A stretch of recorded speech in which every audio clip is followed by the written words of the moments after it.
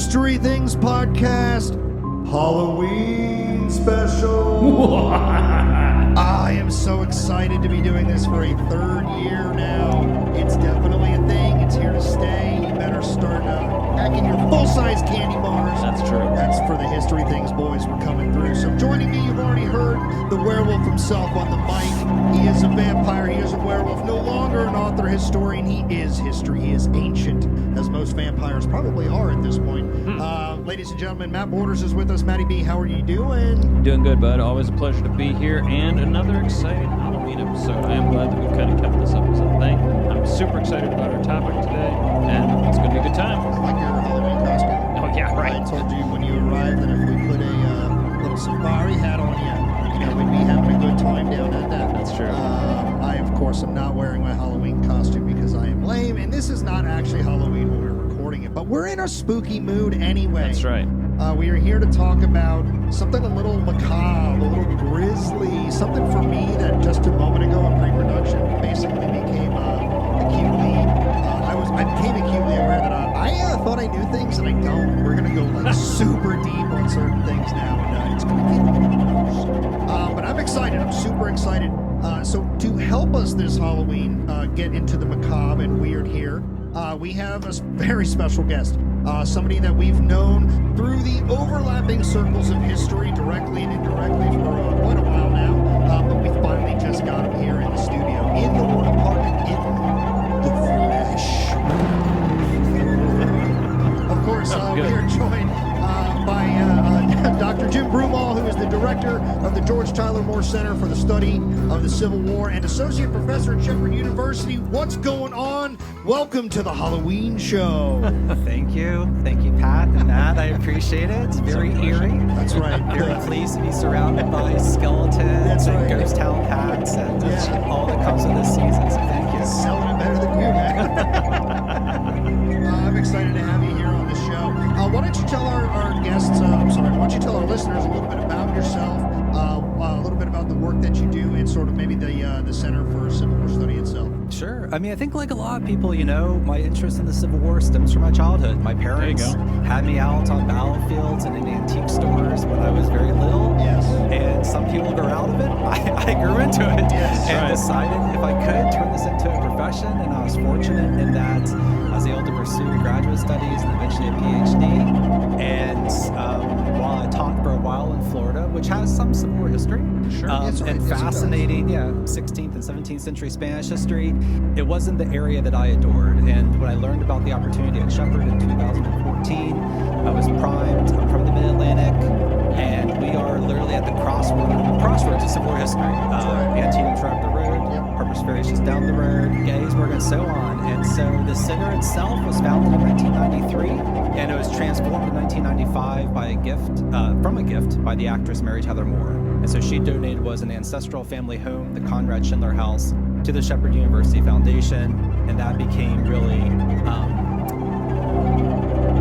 I want to say, foundational to the transformation of what was a center for the study of the Civil War into really a site for the collection of artifacts and the accumulation eventually of a very large research library and database. And so throughout any given year, we run probably upwards of about a dozen programs. We hold an annual seminar, and undergraduate education, of course, is our primary focus. And I've been very fortunate in that I can partner with lots of good people like yourselves, given my geographic proximity.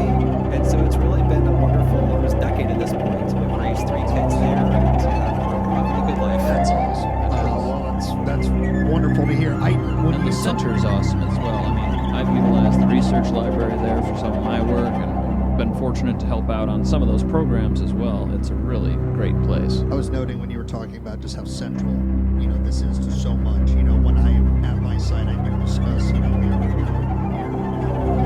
minutes from here, right in the middle of it, so it's so many things. So we're here to get into the Civil War, what we do professionally. It's the third story I get to tell of my job, you guys. It's the primary story you get to do.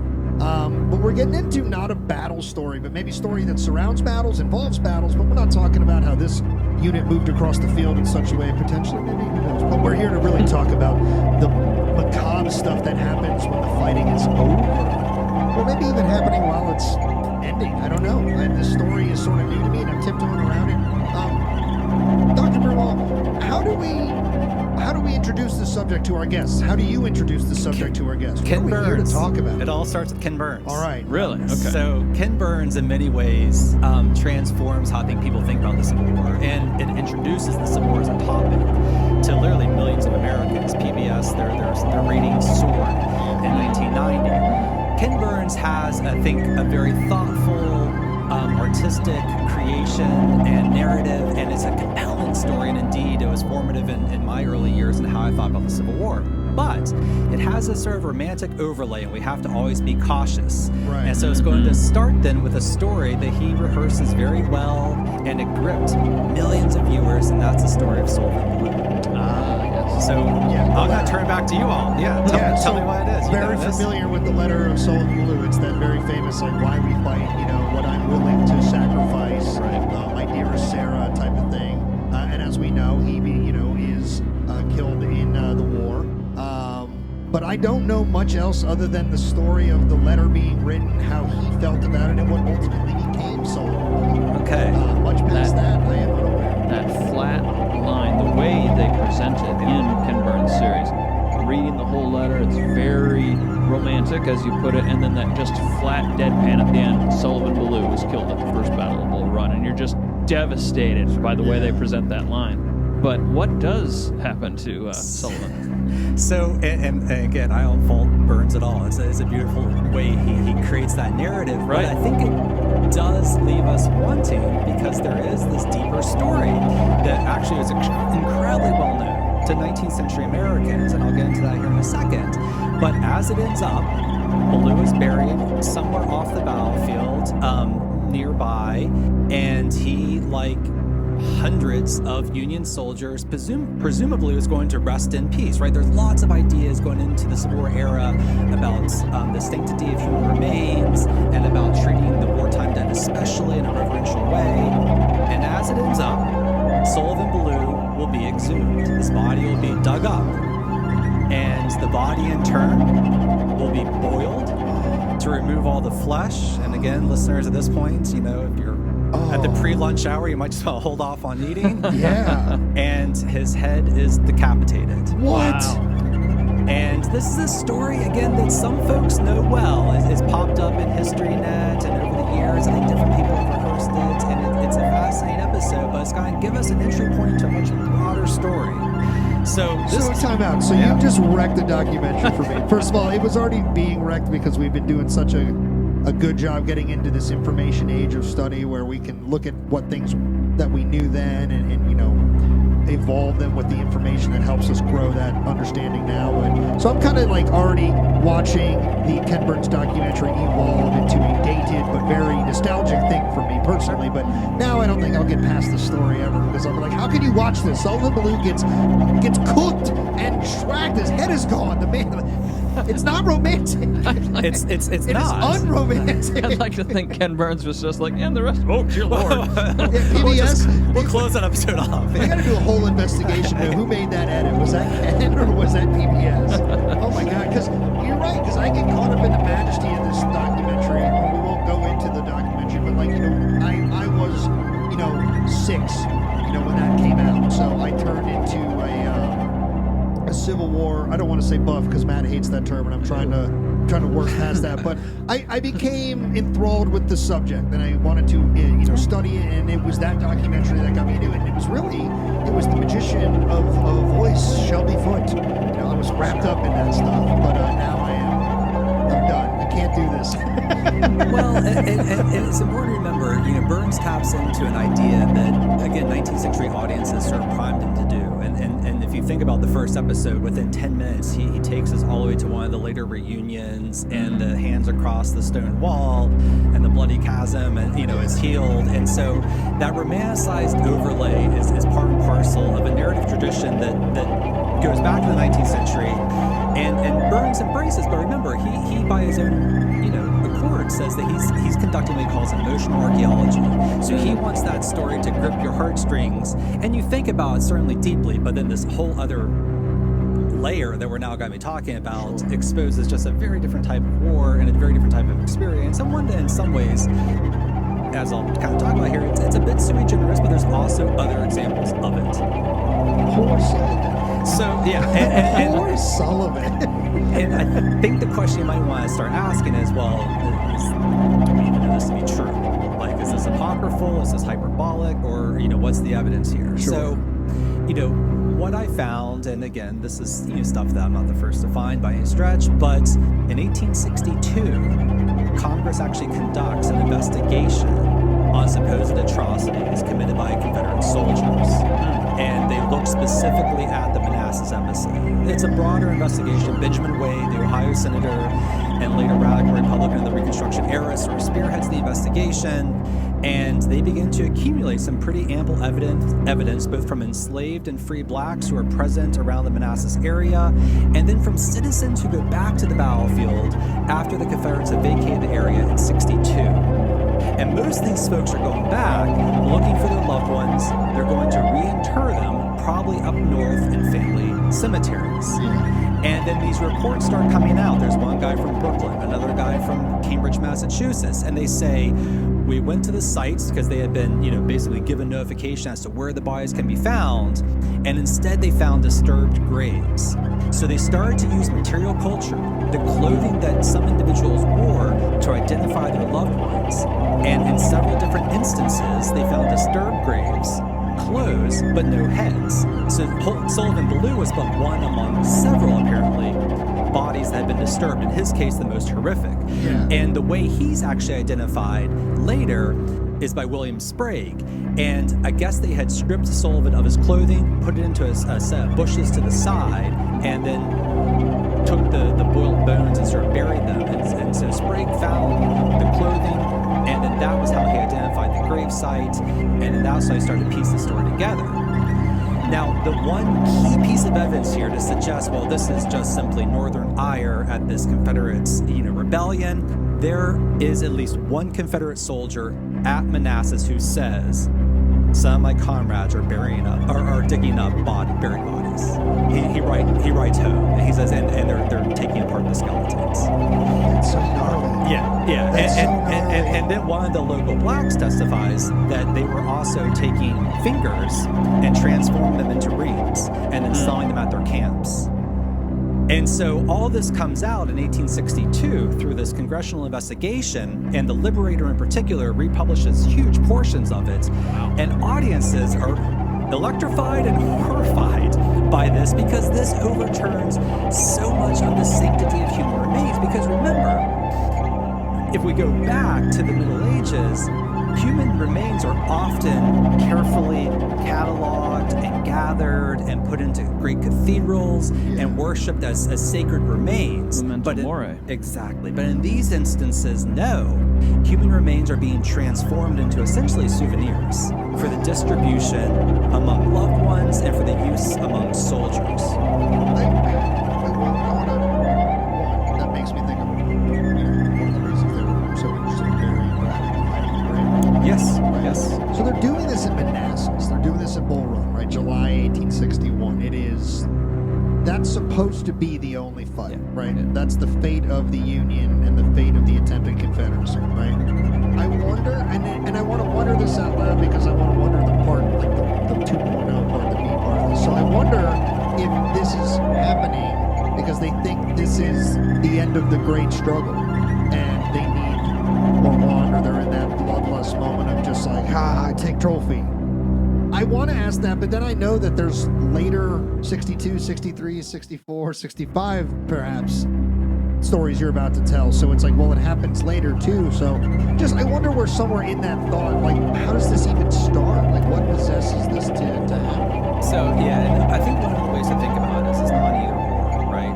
And so to your first question, I think you're absolutely right. Dick and Tally Simpson of 3rd South Carolina write home to I think it's a sister and then eventually a mother, and say essentially, the big battle has just happened, we're collecting bayonets and buttons, and oh, by the way, do you want some bones? And it's just this very matter-of-fact sort of entry, and I'm not clear if they ever actually collected the bones, but the point being is that they realized something big big had just happened. They were part of it, and they wanted the people back home to have a physical, relic or artifact from that field of battle to mark that moment in time. So there is this very clear idea circulating that this is the big battle. That's why all the citizens flock to the battlefield, and that people are actively collecting them. Same with Elmer Ellsworth, who's killed, of course, prior to Manassas, but they eventually deconstruct that entire hotel. They're taking out so many pieces of wood and railing and floorboard because they want something that's so sacred to the origins of the war. So absolutely. But let's put a pin in that and then think back a little bit more deeply, though. Right. And remember that in this instance, I'm only talking about Confederates, and we can tap into a larger trajectory of very aggressive, dehumanizing acts of those who are vanquished, or those who are, quote unquote, other. And so in some instances, for example, we know that there's a series of slave rebellions that occur throughout the American South, Nat Turner's being the most famous. Yeah. And in those instances, it wasn't uncommon for the decapitation of a leader or leaders, and then for that head in turn to be quite literally posted. That said, New Englanders did the same thing during King Philip's War. And during the Seminole War, both Seminole Indians and U.S. soldiers were apparently decapitating each other and displaying human remains. And so there is this longer history of this type of behavior. And there's an anthropologist, Simon Harrison, who deals a little bit with this episode in this broader book that he has on dark trophies. He deals with the world wars a lot because that's another episode. One that we'll probably want to do after this. World War I guys, we just did a whole quarter on World War II, basically. Yeah. There's a lot of it in both of those countries. There really are, yeah. I've seen the Pacific. It's normal. And, Harrison's point is that this was a way for Southerners to other Northerners, to truly turn them into an enemy. And so what's the most profound thing you can do? You can dehumanize someone who's human. And so it enables them to enact this killing, which had to be very hard. I mean, this is a culture where, yes, of course, they're killing animals with great frequency. They're not killing people. And think about the slaughter of Manassas, while pales in comparison to later battles, is still quite great. Mm-hmm. For sure. I also wonder do these, when the remains are discovered, right? And obviously news spreads enough that Congress is looking into it. Does it hit the press that these bodies are being made? Like, this is what's happening. This, not only are these rebels rebelling, but they're like desecrating this.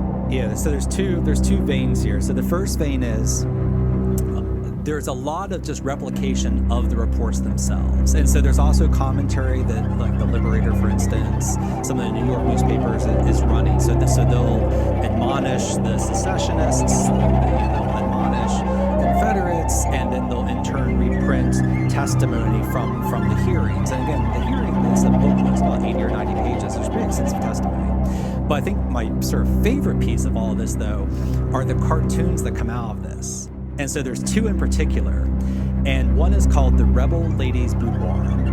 And this, yes. And so unfortunately, this is a podcast, but I'm going to give you a visual description. Paint us a picture. Yeah, so it is a very sort of proper 19th century woman sitting in her parlor, and at her feet is a young infant child who has in her hands a human skull.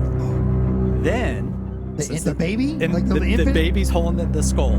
This is metal. And then all around Slow, her... heavy metal music. all around her are human remains. And she's reading a letter from her husband, who's just been back from the front and has given her more trinkets for display. Oh my gosh. And so it's pretty over the top. It's hyperbolic. But it's a very inflammatory cartoon that taps into all sorts of things. So, like, on the one hand, it became very common by 62 when the cartoon was ultimately published for things from the battlefield to end up in front parlors. But in most of these cases, it's buttons and bayonets and that's got this image blankets. right here, Dr. Broomall. This thing is crazy. There's like this table. The legs of the table are people's femurs and ankle bones. Like, it's like fully boned legs.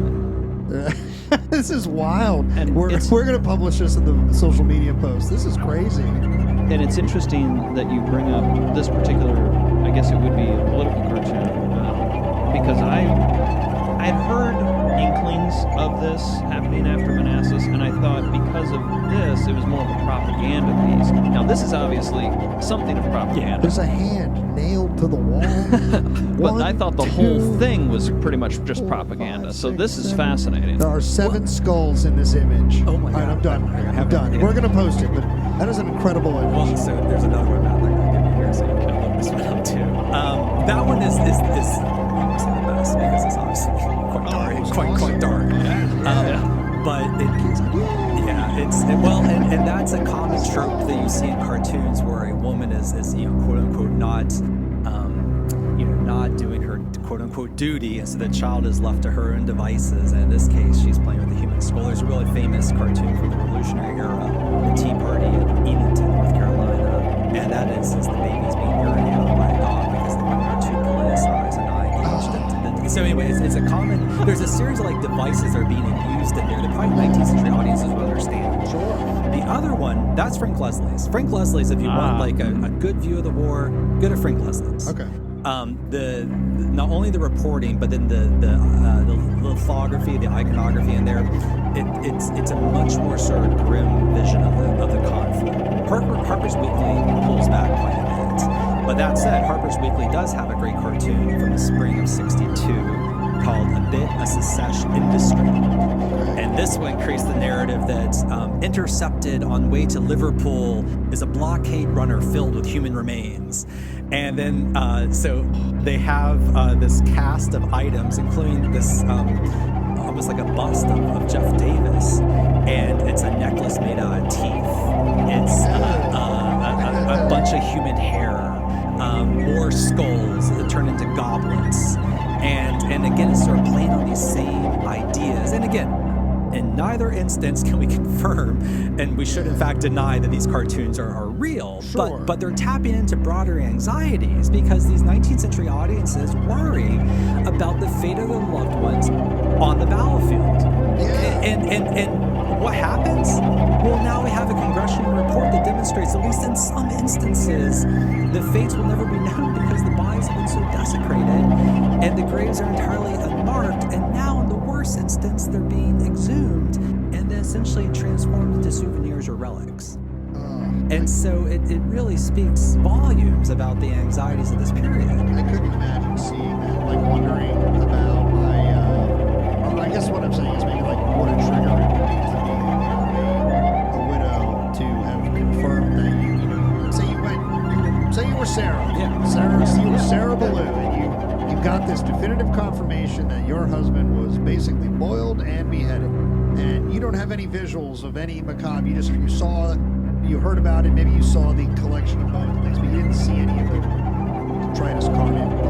But then you see this image, and now you maybe that's his head, maybe that's his stuff. What a trigger, right? Just in the print. What a powerful image. Matt, did you find this one? No. We'll come back to that. I'll make sure y'all get it. I appreciate that.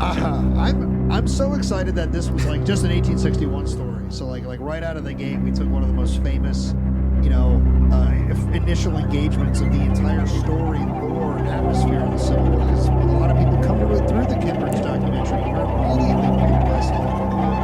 Now we know. Well, even to your earlier point, this really does fly in the face of the whole good death idea and everything that's supposed to happen in the 19th century. Not just death, but the whole process of dying, the family, and then final burial. It really does fly in the face of all that. It does, and I've been fixated on this idea for a long time. And Drew Faust, of course, has her incredible book, This Republic of Suffering, which introduced, I think, most audiences to that idea. Europeanists have been talking on the good death, I think, for decades now, but she tapped into something that was so pervasive in 19th century culture, and yet we seemingly, as scholars, sort of missed.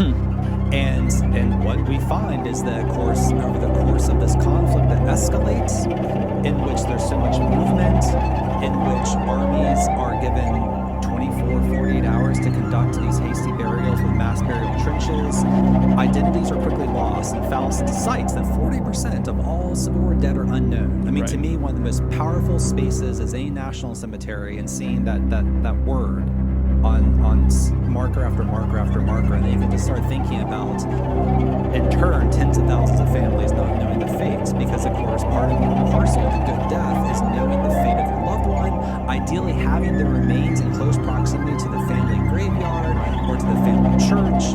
And for so many Civil War Americans, that was never going to happen. And in fact, what we see is a certain dehumanization of human remains. I mean, another sort of powerful image, I'm working on a book about images, that's what I think about these days, is of course again, Frank Leslie's, the lithographs done right after Antietam, and the mass burial trenches off the Sunken Road. And, these guys, by most accounts, were consuming pretty large quantities of whiskey because of the work that they were conducting was so grim. The burial trenches are large and anonymous. Those individuals stayed there through 72, 73, created havoc for local farmers. Where you can see Cowie's book when Hell Came to Sharpsburg. Steve's Confederates definitely stayed there through the 70s. Yeah. Most of the Federals are disinterred. 66, 67, exactly. And then you have this bizarre, to bring it back to what we're talking about, this bizarre piece. And there's two of these that are done, but in both cases you have spectators. Local citizens. In one instance, it's a man on horseback with his son, and then married couple down below. And the other instance is two citizens on foot, looking on and just watching. And in fact, the artist Francis Schell sort of played on this idea that if you look at the horizon, there's a line of vultures. Now, of course, there probably were vultures because they were doing what vultures do. Yes. But soldiers who were conducting the work of the burial parties called those local citizens vultures. And I wouldn't be surprised if he was interacting with some of these soldiers. They're hot, they're tired, they're consuming some whiskey, and he's like, look at these vultures descending upon this field. They have no... And they were collecting things too, so that's exactly right. They are collecting things too. Yeah. Not human remains, but definitely all the detritus of war. Oh, yeah. And so it's how people are interfacing with death is also sort of changing. And I don't want to push that too far because I think they're still horrified by it to some extent. Sure. But yet, there they are. And in this instance, they're not necessarily looking for loved ones. They're not Oliver Wendell Holmes Sr. looking for Junior on the battlefield. Right. They're looking for stuff. Yeah. They're fascinated by the burial parties. And that pops up actually in other examples. Like I was surprised by, and there's a famous instance, Edwin Forbes says that the hills are black with spectators on the day of the Battle of Antietam, on the 17th. We know during Gettysburg, lots of townspeople stayed in town and were going above their houses on the roof lines, watching the battle unfold. Happens at Monocacy. They're watching the fighting west of town on the 7th and 8th. And Wallace actually tries to order the streets cleared at one point. They're just like, no. Yeah. So I have a question about, timeline of a lot of these images, the ones that, do you think the ones that were in circulation before the Brady Gardner photos hit circulation, I guess impacted the impact of those photographs? Like they have these concerns, they've seen these sketch images done, these stories have been shared, they've been written about, and then bang, here's these grisly photos, not necessarily of that type of stuff, but like suddenly the real horror of the war is here, and it's just shock, the sensation, the sensory shock, I guess, to people. So, I've thought a lot about this, and this is the weird world we occupy, right? Sure. And historians have thought a lot about this too, right? So on the one hand, there is the famous Doings of the Sunbeam article, and the real war is brought to our doorsteps, right. and then a lot of people have sort of used that as evidence that these audiences are finally sort of encountering the world of horrified by what they see. And yet there's another sort of line of thinking that says, they had postmortem photography, they might be wearing hair jewelry from a loved one. Their understanding of death and dying is very different. Now, granted, the bodies are contorted and they're moving into rigor mortis, and they're not to Matt's earlier point, they're not sleeping, which is what you'd expect to see in a typical post-mortem photograph, although they did doctor and alter images, including an Antietam one. Yankee buried, Rebel unburied. He's portrayed as a sleeping drummer boy. I mean, he's portrayed as dead, but he's supposed to sort of be the good death. And so, I don't know. The other thing to remember, too, is that the way audiences are consuming it is not in New York City. They're consuming it through stereo views. Yeah. They're seeing it in 3D. Right, exactly. And and you don't think about that because, us three nerds, since we're little boys, have been looking at, coffee table books, 2 dimensions, black and white. We've seen all sorts of weird stuff, in the 20th, 21st centuries. Yeah. These audiences are putting these in stereo views, and then they're popping out. And it's a much different arena. So and so it's really hard to sort of think about how they're processing that. Like it's like the 19th century World Remains exhibit, the Dan Carlin thing at the Broomall Museum. You put on the VR thing and you are on the Western Front. It's like a 19th century version of that. Yeah. Dan Carlin is not narrating it for the record, but it's man, that must have been an incredibly overwhelming experience, to have that much pop out. Not just looking at it, but it's like physically, the depth is there. It is, and then so what you see, and Matt actually alluded to this at one point. So what they often do is when they replicate the photographs in newspapers, they own the technology to generally, so it's through woodcutter lithography. They are often putting shadows in on the more grim details. They're making things a little more fuzzy, and so they're not quite as grim or grisly. And so that must suggest that some audiences aren't desensitized by this yet, and that they are horrified by it. And the newspapers, especially Harper's, are trying to sort of blunt. But again, Frank Leslie's journal doesn't pull back at all. They in their lithographs. So where do we go after Sullivan Blue at 61? Like, what is? Let's get to another grisly tale of some things taken on battlefields. Yeah, so I'm going to give just a sort of shout out to 2 things here. So first is really the work of public history. So, I presented this for the first time years ago before public audiences, primarily non-academic audiences. And then the sort of turning point for me was presenting it at the Sport Institute, Gettysburg College's Sport Institute, premier venue run by Dr. Peter Carmichael.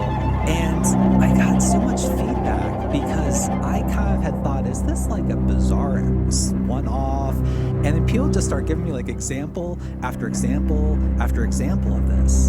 And then I had published a bit of this in a very popular journal, and I had people writing me, giving me other examples. So it was, just like really kind, generous people on the field. So what that did is it started to transform my thinking, is that Sullivan Blue is a fascinating hook. It overturns the sort of romantic narrative, but it taps into a broader series of actions that are being conducted over the course of the war. I can't ever find the same sort of wide-scale decapitations occurring, but I can find a lot of collections of human remains, a lot of exposed skeletal remains on battlefields, and in one case in South Carolina, according to a regimental history of a black regiment, 8 bodies being decapitated. And in this instance, a series of 64 action in South Carolina. This black unit is engaged. The bodies are never buried. They stay out in this wooded area for 8 months. Eventually, the regiment has a group that makes its way back to find them. And as they're starting the process of burial, they find 8 individuals who are decapitated. That's one of the only other instances I could find decapitation. But yet, what we do find is the widespread collection of skulls. So there's one sort of really grim example from the Battle of the Wilderness. So from most accounts, there's bones everywhere. And if you think about it, that's been a battlefield since 62. Right. It's a tangled wilderness. It's a confused web. The hasty burials are being unearthed by hogs, by rain. The bones are starting to pop up. And one soldier writes of a surgeon who has 32 skulls attached to his saddle. Jesus. I mean, yeah, but why? Is he taking him back for medical school or something like that? And we do know that starting in 61, 62, they are starting the study of medical remains, but like that just seems really excessive egregious to me. And kind of bizarre. It almost like walks right into that cliche of the, quirky doctor, the old-timey quirky doctor who's like always looking at the skull, like pondering and thinking about it. He's like, for all my friends. Phrenology. Right, yeah.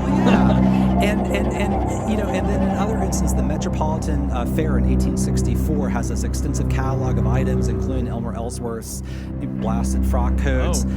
There are skulls listed in that catalog that, again, had been collected at some point, are circulating in New York City in 64 as artifacts of some sort.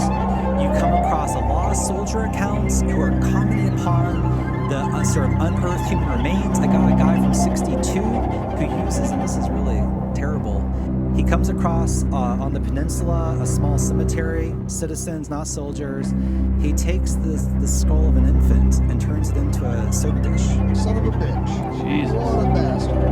And it was just, again, one of those accounts Get in the TARDIS. We're going to beat the shit out of somebody right now. it's just bizarre. And you're trying to sort of understand it. And again, maybe he, as a Union soldier, is trying to other the Southern population writ large. Maybe in this culture where they are dealing with animal and human remains in ways that we just don't, they're just inured to it in ways that we can't understand. But yeah, this is a relatively sensitive guy, and he's turning an infant skull into a soap dish. That does lead into the, when you are in war, your condition is not normal, so you have to cope with it in ways that yeah, and like, I'll be very frank, like, having never had to do that myself, like, that would be a process you'd have to go through that I cannot in any way relate to. So, like, I could pontificate and speculate all I need, but I mean, you do interesting things, we'll just use that word, to deal with what you're going through. Perhaps they're grisly, perhaps you turn to great charity works after the war, but I don't know. But maybe it's tied to that sort of thing where you do what you gotta do to get through it. Well, and in that vein, there's another 62 account, a New Jersey soldier who comes across a skull on a pike that has a tuft of hair on its head. And it was positioned, I think, as a form of sort of black comedy, where the U.S. soldiers who have been fighting the peninsula and came across this. He does a little sketch of it, too. It's a very sort of eerie sketch. But that's how they're just like, we're surrounded by death. We ourselves may become that. Right. And in fact, you do see sort of those ideas being rehearsed. A North Carolina soldier, his last name is Battle. He comes across in 61 the human remains of a Yankee soldier, and he says that worms are coming in and out of the eye sockets. And he says, to his mother, this may well be my fate soon. And so it forces this direct sort of confrontation with death. And another Antietam example comes from 65, John Trowbridge. As he's visiting the South and going across all these battlefields, he comes across a human skull. He picks it up and has this really long, thoughtful sort of engagement with this skull, thinking back to this young soldier in 62 and how ultimately this is all of our fates, and he's sort of confronting his own mortality. And he himself, of course, was never really an engaged soldier, didn't fight, but he's in these killing fields, after the fact. And so there's lots of different ways in which audiences are trying to, I think, understand burials and bodies that don't align with what they were expecting through the dictates of the good death. And that's why, too, we as a country decide in 62 we must have national cemeteries, at least for United States dead.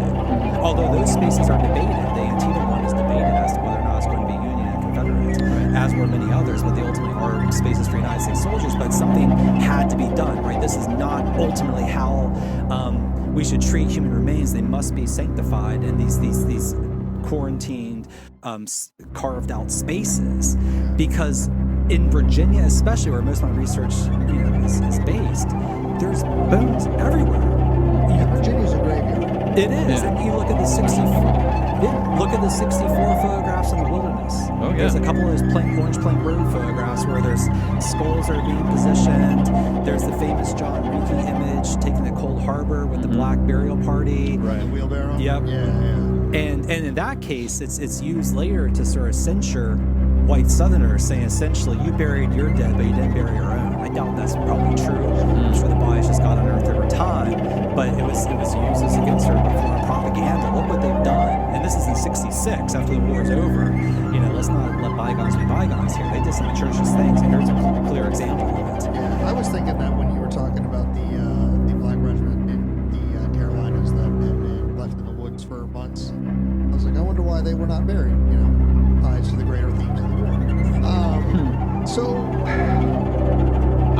it's funny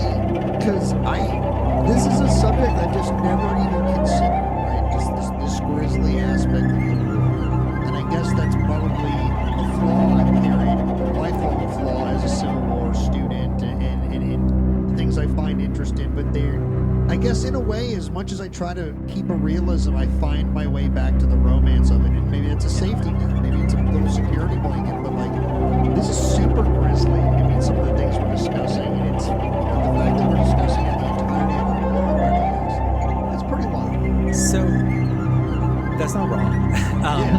And they are trying to process that as well. And so one of the things that's really important to sort of step back and let's get some in bigger context here. And, again, there's lots of other examples. Quantrill, Lewis Powell, I can go down the line of actually more famous guys who use their heads as well. But we're at this moment where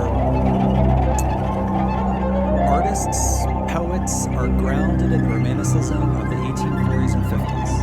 They carry that imagery, that iconography into the wartime era. They write in soaring rhetoric about the formation of these grand armies. They're oftentimes seduced by the battle lines. They're so impressive, such a massive array of men, so grand the charge, right? And so they are certainly in that world. But the way I sort of describe it is there's little cracks entering the facade. It's not the Western Front. It's not the killing fields of France. We're not there yet. We're not to true, quote-unquote modernity and the deconstruction of human form through artistry and poetry. We're not there yet. But we're moving there. And you take a soldier artist like Adolf Metzner, and for my listeners. No, this is your show right now. You're the captain of the ship right now. For your listeners, Adolf Metzner's images are largely cataloged by the Library of Congress, available today. And there are dozens, just a quick click, there are dozens that are just relatively banal, but he has one from Stones River and one from Shiloh that are the most horrifying, and probably quickly look those up. Adolf Metzner, Shiloh. And in the instances, heads are missing, spinal columns are jutting out, and the bodies are literally being split open, which is obviously the effects probably of artillery fire. Yes. And so here is this watercolorist who was also a soldier, who had artistic training, in the pre-war era, was doing landscapes. He has some very beautiful wartime images. And yet he is starting to see things on the battlefield that don't align with the romanticism of the antebellum era. And so he's responding with this sort of grim realism in the same ways that soldiers who are now, 5 campaigns into their service, 2 years into the war, they are starting to encounter the battlefields in ways that are very different than they had in 61 or 62. And again, I want to be careful because I think at the end of the day, they are still profoundly shaken by these experiences. They're not completely desensitized, but they are also able to detach themselves in ways that seems to ring true with some veterans that I've talked to over the years from modern conflicts. Right, you just make a new normal. Yeah. Because you have to. Exactly. You just have to. And so what's interesting is how they're trying to assemble all these disparate pieces and represent and make sense of this conflict. And so what you see then is a lot of different sort of ideas coming out of it. Yeah. So I would say Antietam is a battle that Matt and I always enjoy hearing about. Are there any more Antietam stories before we continue? Well, I mean, the one thing I would say on that front is it's a bit different, but it's still aligned. So the artist James Hope is part of the Vermont Brigade. Yeah. He's on the far end of the sunken road, never directly engaged. In fact, he was on some sort of partial service at that point because probably severe dysentery. And there's 2 pieces of this story that are pretty tough. So the first is this. In the antebellum era, James Hope was a pretty respected member of the Hudson River School. Not a major one, but like a respected member. And, he had sort of imbibed Asher Durant's idea to go out into nature and to immerse yourself in the landscape. He has these very striking visuals of upstate New York. He eventually establishes his studio in Watkins Glen.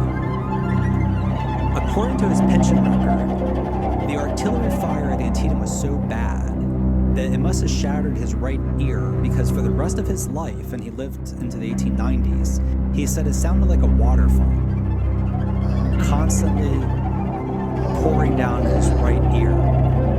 So then, I became pretty obsessed with Hope, and he does a series of pretty banal images in the 1860s, and then I think he just sort of rests on his laurels for a while. He has a studio, he's making money, and then this is what's really interesting, and this is again a sort of shout out to like community, right? I knew he came back to Antietam, I couldn't figure out when or why. So I'm doing a presentation, person I know in town, in Shepherdstown, know and respect, sends me an email the next day. Look what I found in the newspaper. The artist James Hope in residence at Sharpsburg and Shepherdstown, 1883 or 4, I forget the exact date, making sketches for a series of paintings that are forthcoming. And I was like, okay, so he's back. He's on the battlefield. And here's what I argue. I'm no jerk. I argue that, he sees nature has sort of done what nature does. It's consumed most of the wear and tear. The burials are now all conducted, although we know, of course, human remains are still being found on the field, but the National Cemetery has been long created. And then he starts sketching again. And so he comes out with ultimately these 5 grand paintings that are now once displayed currently at the Antietam National Battlefield.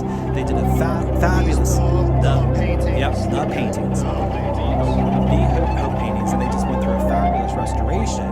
But the one that is the most gripping is after the battle. The one in the sunken road. And so what he does, which is so sort of powerful to me and so macabre, is this. When you look at the background, you can see the romantic tradition, the pastoral landscape, the pastel coloring, and then you see a couple bodies dotted. And then when you zoom in the foreground, it's essentially Alexander Gardner's sunken road photograph. It is. It absolutely You can identify about 13 or 14 bodies, but then he does something that to me is so compelling. In the foreground is a Confederate who looks like he's kneeling. And Hope writes that essentially this was someone who was shot probably through the head and frozen lifelike where he fell. So he's in this liminal space, living dead. And then eventually, I guess the body does shut down and he stays in this kneeling position, just like there's a Confederate on the cornfield who dies in a firing position that is commented upon by scores of soldiers. Right. And the fact that Hope puts that in the painting, and he was clearly referencing the Gardner images, says 2 things. Like, one, that memory was so seared into his mind that he could never sort of erase it. Or 2, he was going back and interviewing, and he then someone said, oh my gosh, like, include this.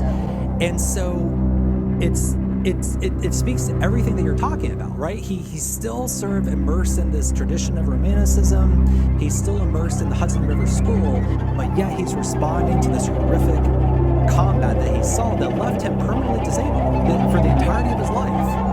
And he's projecting a lot of that onto canvas, and he says himself that basically he's creating these images so future generations know, and this is a paraphrase here, how terrible war is.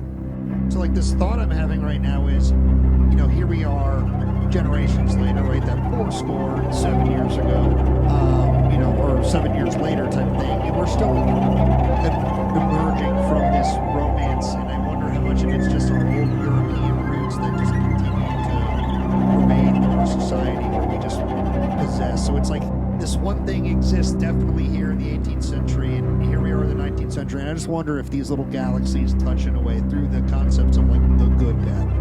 How much of that goes back to our old life in Europe, Yeah, I think there's some truth to that, and also they're also thinking too about the grandness of the American experience. So it's like a distinct departure from their European roots. But certainly, we're talking about the Victorian era. We're not talking specifically about North America. This is a cultural idea, Romanticism. Yeah. Some of the best poets, are operating in the British Isles, not in North America. And so, and there's certainly a lot of that transatlantic communication. So I think that's certainly true. It's just something I was wondering because I'm like, this is familiar to me in another story that I study. So I'm like, this. I wonder where this. Right. Again, right. The BEF guys are all basically being sold this good war. What a lovely war, and you're gonna die this great death, and I just wonder, where do our themes come from, and how do they relate to the next part of the story? Yeah, and when I was envisioning this project, because this is obviously part of a project, that's why I'm dealing with not really my preferred. What are you reading up there at night, honey? Yeah, I know. The bones of the battlefield. Yeah, my kids, where are you looking at? I'm like, oh, okay, we're just going to close the lightning computer on strikes. this one. But like I initially had envisioned this as a project that would go between the Civil War era and World War I. Okay. Because I was so interested in that these transformations are being enacted, the rehearsal of some of the same stories, like a 50-year gap, basically, and yet we're still seeing this youthful generation, wide-eyed, marching off to war, and then, that's base here. Rabbit holes are what we do. It is what we do. That is what this show is. But one of the most powerful books I've ever read is the first day of the Psalm. Yeah. And so you have these guys extraordinarily under-resourced, working in mines, and talking in these just powerful, eloquent terms about the death around them during the first day of the Psalm. And they're tapping into some sort of experience that's just, it's so powerful and unexpected. And so the horrible thing about war is that war happens. But for historians, the best thing is this incredible access to voices that we never have access to otherwise. Jim, your point about the hope paintings I thought was interesting. He says specifically that he's painting these to show future generations the face of war. I definitely get that from, as you were commenting on, the post-fight Bloody Lane print, or painting, I should say. He reins it in on most of the others, except for where the big one where we see Cedric's division going across, because these paintings, as you know, Pat, they're segments of time. It's not just one moment, it's actually a range of several hours, and so they've got kind of things on top of each other that weren't quite on top of each other. Like McClellan's time on the battlefield. McClellan's time on the battlefield, Parker's battery up by Dunker Church, right. having it's withdrawn before Cedric comes onto the field, blah blah blah. But he really did focus in on that aspect too. There's a lot of cannoneers that are all cut up, that he shows them being pretty cut up. Yes. So the park is named out on Artillery Hill. Right. Exactly. And he had like view number 1 from the west. So I'm glad the park. The naming, and that particular one, that Matt is referring to, once again blends photography with some degree of artistic license. And so, if you zoom into the background, you can very clearly see the famed Gardner image of the Dunker Church, the row of Confederate bodies, the busted caisson, the dead horse, and then when you pull back, you then see, as Matt referenced, at least one figure who's split in two by a shell, and then other figures who are probably wrongly entering rigor mortis, which is a little early for that to happen, but nonetheless. And so again, this is from a person who may have witnessed that scene. It's hard to say. Sunken Road he witnessed. He witnessed the fateful charge of the 7th Maine, which I think is a huge indictment, actually, of the futility of that assault. 100%. Why else would you paint that image to me? Right. I mean, he's doing these images that are supposed to be kind of blockbusters, right? Like, he's very popular. Like, he has a catalog that comes out. A lithograph is done of after the battle. Sells very well. He has this kind of museum that he creates. Some of the paintings are actually framed with wooden fencing from the battlefield that's been gunshot. Oh. Yeah, unfortunately, that's all. That's gone. Interesting. I didn't know that. Yeah, it's in the catalog. He talks about it. But to your point, he then wants to bring viewers in to what he saw that day that goes well beyond even the grimness of the Gardner images. Because the Gardner images, however macabre, still aren't body split in two. When if they are, they're so far in the background that you have to really look to see instead, he's taking you into this place that was infamous, this exposed artillery position, you know, a place that many veterans, and you all know this story better than I do, you know, call artillery hell for a reason. Right.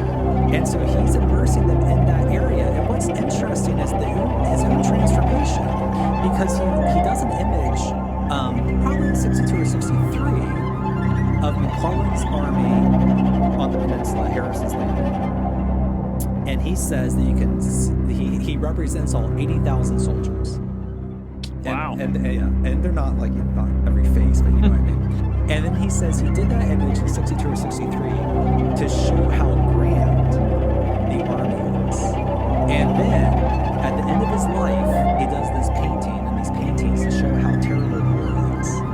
And so I think with time, he thought through a lot of these things. And the other sort of pieces in the pension records, his neighbors say this was a guy who could hike dozens of miles with all of his artist's gear strapped to him through the Catskills and elsewhere. And after the war, he was constantly sick. He had the hearing issue. He was injured, right? His entire life was different. Yeah, his body had been depleted. And so one of the other pieces, and now I'm just totally going off, I apologize. No. But it's something that I would urge, you know, your listeners to think about is we tend to concentrate, and rightfully so, on the physical wounds of war. You know, the allocation in the Mississippi budget to artificial wounds, or North Carolina, it seems like over a quarter of the budget is being allocated to artificial wounds. Yet, there's thousands, tens of thousands who were deeply traumatized by this event. They didn't manifest it through physical wounds. And many of them were able to successfully work in the post-war era to raise families. But you know, the wave of sort of scholarship now is in some ways maybe overemphasizing this shadow of trauma, but it's because they've been so underemphasized for so long. Correct. And so, you know, what we see is people are also responding to these episodes that we've been talking about in ways in which they are not talking about those to citizens. They're talking about these episodes to veterans. To each other. And that's the only people that will understand. Another transcendent theme. And I generally don't like to make a lot of connections between the past and the present, but when I give these types of presentations before audiences that include vets, they invariably come up and say, you know, a lot of that resonates with me because of how I am now and what I am and am not willing to say. Yeah. And, you know, there's this interesting letter exchange between two guys in 66, 67. One's at the University of North Carolina, one's at the University of Alabama. And they both had stopped out in 1861 to go to war. And they're writing to each other and they're saying, oh, like 2 years ago, I only had a rock for a pillow, and, you know, now I have a bed. And that one's like sort of a kinder reminiscence. But then you also see these instances where soldiers are like remembering on certain anniversaries battles or friends that were killed. I mean, Oliver Wendell Holmes, who we love to quote, but I mean, there's a reason why. Right. He evokes so much of that, you know, where with a breath of the wind, he's pulled back to, you know, the West Woods at Antietam, and then he can remember Dwight Wilder following, and, you know, and it's just powerful stuff. And speaking of Holmes, and this was sort of right back, I think, one of the things that's so telling to me is, you know, here's a guy who lives to be 91 or 92, Oliver Wendell Street. When he dies, they discover in his house, not a cupboard, but not a closet, but, you know, one of those. A little hutch. Yes, I'll just say a hutch. We'll just call it a hutch. We're not really sure what it is. We have a hunch it's a hutch. A corner cabinet. A corner cabinet. Something. And two uniforms are hanging there. One is his bloody uniform from when he was wounded at Antietam in the West Woods. And so here's this incredibly successful jurist, incredibly powerful thinker, very active vet in the post-war era, and deep in the recesses of his house, he keeps this bloody garment as some sort of visceral reminder of what happened to him on the 17th of September 1962, which forever changed the trajectory of his life.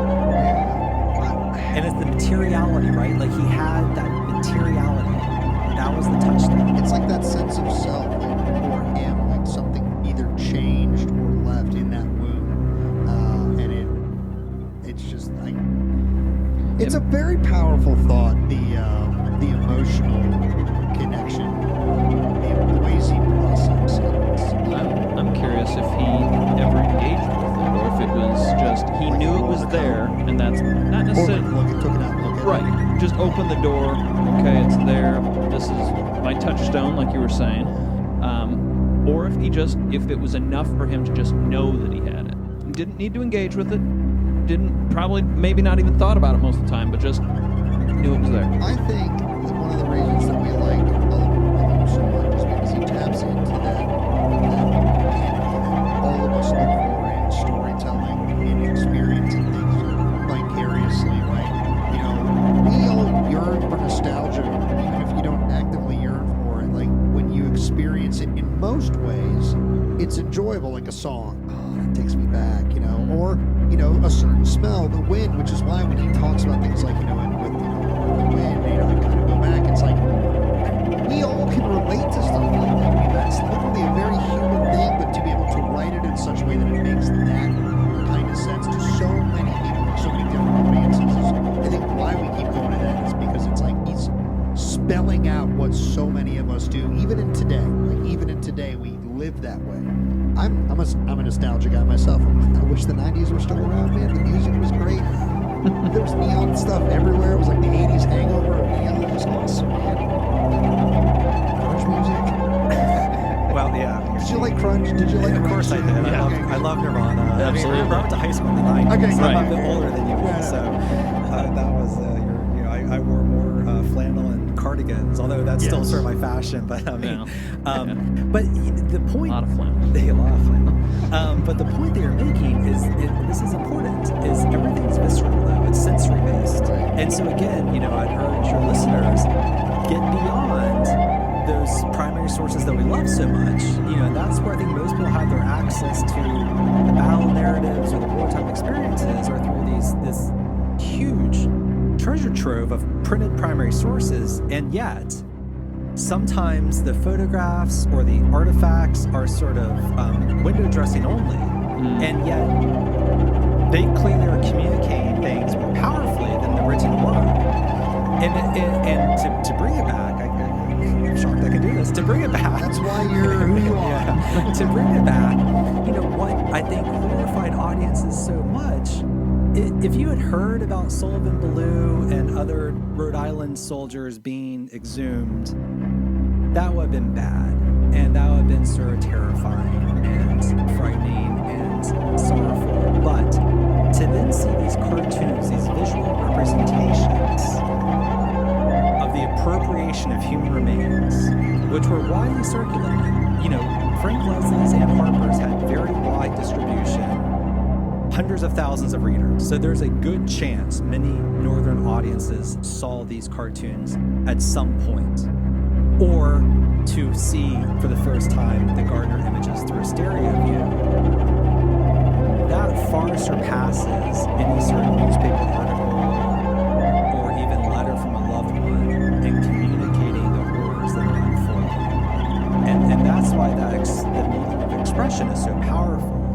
Because that, to me, was the way in which these audiences, they're certainly experimenting with words, but they realize that they can enlist and mobilize visual and material culture to really communicate what's going on.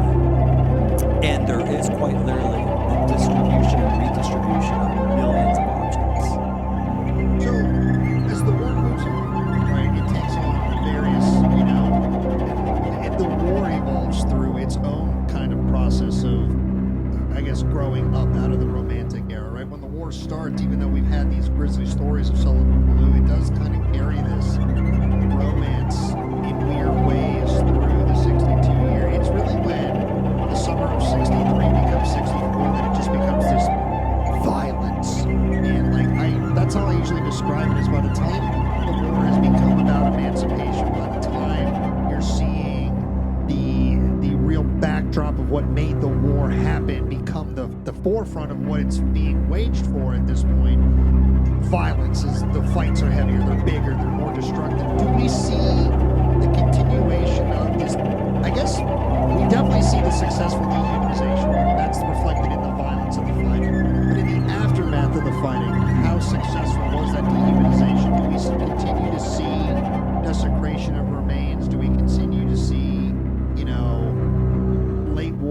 violence? Do we have the jacked up behavior of the things perpetrated on Sullivan Blue and others late in the war? Especially because, and I'll do this because I think it's important to ask, because at a certain point there are black soldiers on the battlefield, and we have accounts like Fort Pillow, where there are massacres that are entirely race-based.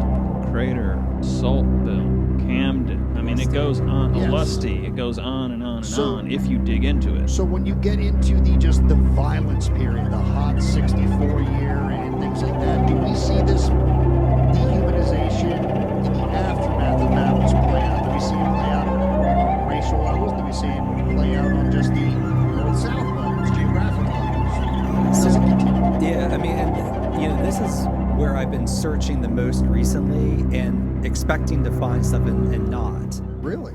Yeah, but that's not to say it's not happening. I think what you're seeing instead is just a lot more commentary about the frequency with which they're encountering unearthed remains, but only through the process of probably nature and animals is that happening. And again, there are some examples from the wilderness where people are collecting the skulls, regardless of who they were. I have Union soldiers and Confederate soldiers collecting skulls. I have an example of Union soldiers coming into a Confederate camp where the skulls are being used. They're around a fire, presumably used for cooking, which I can't quite.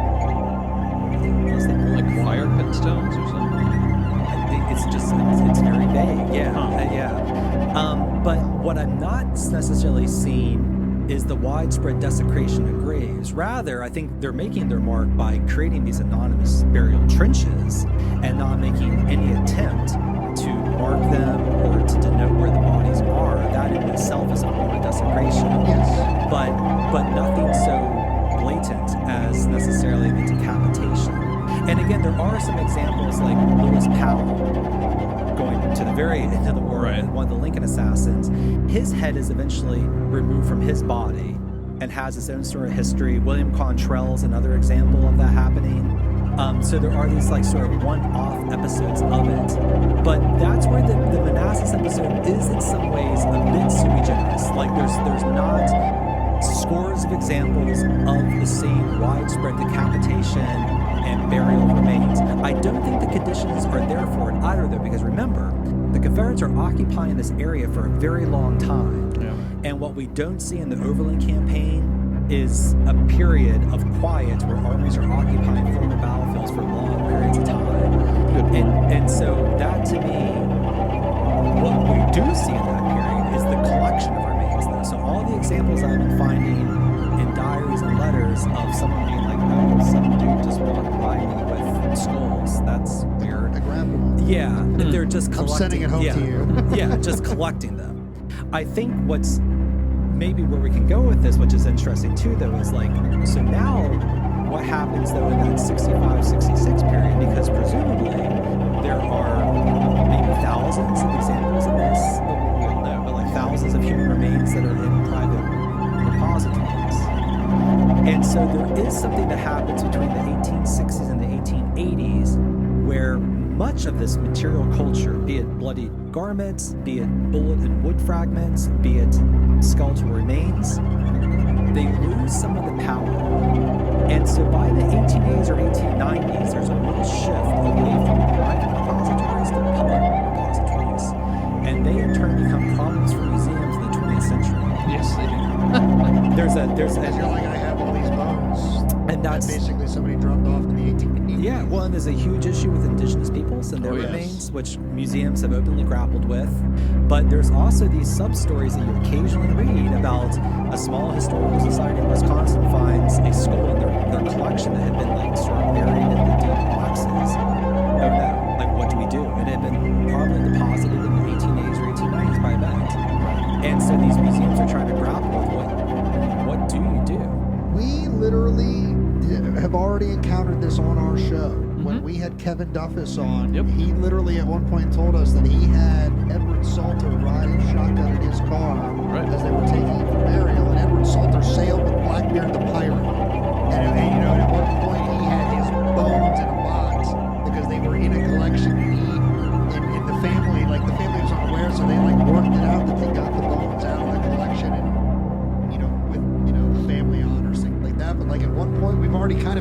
this on the show. And you mentioned him twice now, but Lewis Powell, isn't his skull winds up in the Smithsonian's collection for a little while? That's exactly right. Yeah.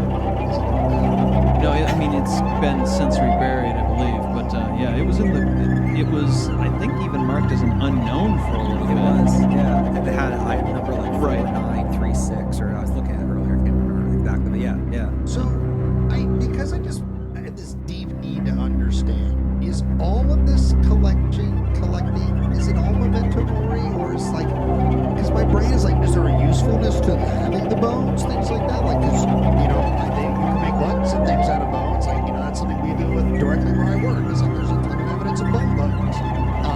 Mostly animal bones, but it's like, is there a great need for bone material in the country, in the South? No. But it is very clear. But why? Like, is it all memento mori? Well, again, think about the earlier point too of victor over vanquish, right? Yeah. So there are very clear documented examples of skulls being turned into goblets for drinking. Yes. So not only was that being threatened at Manassas, as one Confederate boasted, but there are some clear evidence. There's some clear evidence to suggest that did happen at least sometimes during the war. And so you have this war trophy, this dark trophy, to use Simon Harrison's concept, where it is sort of being transformed into something practical. You have this Union soldier who turns an infant skull into a soap dish, but that's not out of necessity. That's something much deeper. That's dark. Yeah, and I would argue too, most of the rings that we're talking about here, they're from animal remains. I mean, again, there were accusations made in '61 that they were turning fingers into rings. That may be true. It's very hard to prove. Although there is, here's another bizarre one. Sorry, I totally forgot about. There is an example of a soldier in the 20th Maine who took the bones of an Alabama soldier, turned it into like a brooch, and then gifted it eventually to his grandson at the turn of the century. Yep, and it shows up eventually in an antique catalog. That's incredible. And so in that case, there was, if you want to call it practical, a sort of practical dimension where it was a war artifact that he elaborately carved and inked in, and then definitely said though, from the remains of an Alabama soldier on the round top, and thought so little of it that he was able to then just give it to his grandson without really thinking too deeply about it. This was a dude who didn't get out of the way when I was running at him with my bayonet. Yeah. We actually have, right from around here, a real good example of this problematic nature of these items. You probably remember a few years ago, guys, the Antietam arm. Oh, yeah. This private collection, it's in Hagerstown, wasn't it? Yeah. Comes up for auction. I think it was an estate sale originally, and it's a friggin' arm from the Battle of Antietam, mummified. Yep. It's been in this private collection for how many decades?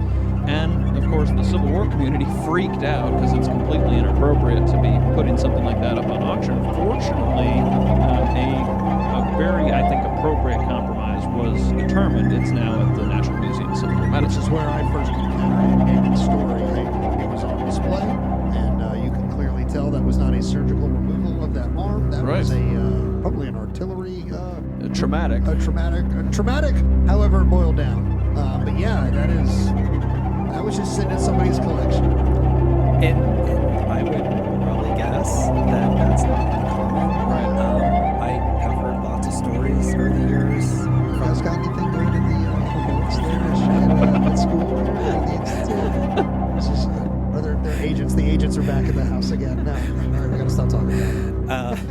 But I'm sure it's more common or frequent than we would think. I'm literally going to work tomorrow, and I'm going to be like, so where's the good stuff? What do we have that we don't do? Right. That's pretty insane, just to actively start thinking about how many small collections, private collections, historical societies that are, in these small places or these sort of tucked away communities that are just probably sitting on this real material culture and remains, and oh my goodness. Well, and it speaks volumes too if you want to chart sort of larger cultural transformation over time, right? So what was deemed appropriate by 19th century audiences becomes horrifying to these late 20th, early 21st century audiences. Yeah. And so there's some And now that's beyond unthinkable. But yet, during World War II, we have very clear examples of such dark trophies. And so Definitely. that's Especially in the Pacific. Yep, 2 or 3 generations removed.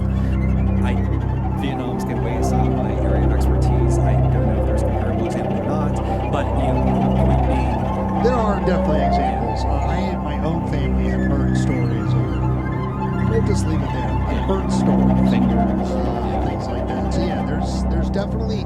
Whether it's been written into books and it's become a part of academia yet, I can't speak to that, but I can tell you in the veterans in my family, multiple of them have spoken to this in their own Vietnam stories. So I'm sure wherever war exists, I'm sure this will exist, whether it's in the national or country.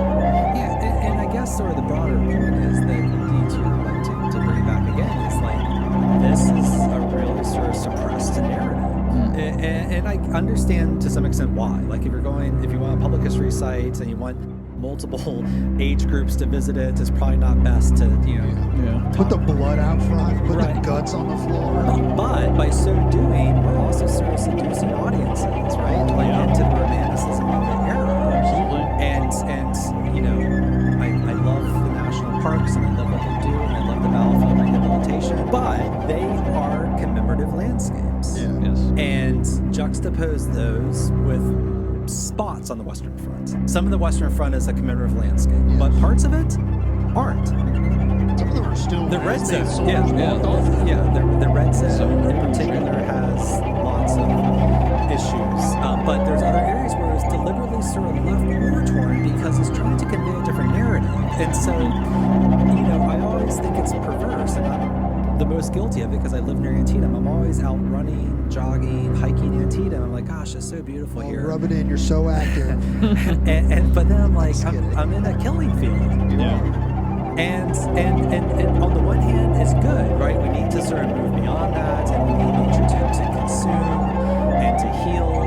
But on the other hand, if you get too seduced, then it becomes a romanticized landscape. And while I don't want human remains, across the field, it would be a good reminder sometimes to know how blasted this landscape was, how destroyed the treescape became, how different it looked to that war generation. That's why I wish Battlefield, sorry to interrupt you, but I wish they would do creative interpretations. So Little Round Top, as we're recording, is reopened and it's everyone's freaking out about it. And one of the last few times I was at Little Round Top over the more recent years, they had just concluded a prescribed burn. Yeah. So I was standing up basically in Haslett's position, looking down at Devil's Den, and the entire earth around it was scorched. And for a moment, I was like, "Oh, this is neat."